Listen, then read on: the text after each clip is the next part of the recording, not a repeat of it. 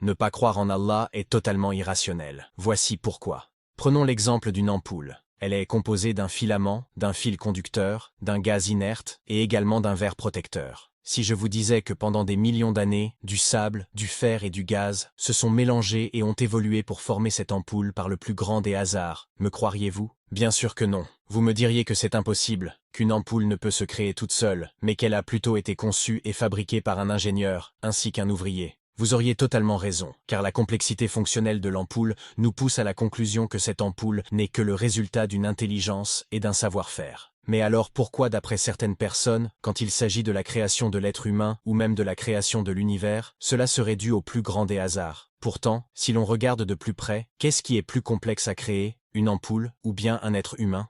Dans la sourate Fussilat, en traduction du sens, Allah a dit « Nous leur montrerons nos signes dans l'univers et en eux-mêmes, jusqu'à ce qu'il leur devienne évident que c'est cela, le Coran, la vérité. Ne suffit-il pas que ton Seigneur soit témoin de toutes choses? Ils sont dans le doute, n'est-ce pas, au sujet de la rencontre de leur Seigneur?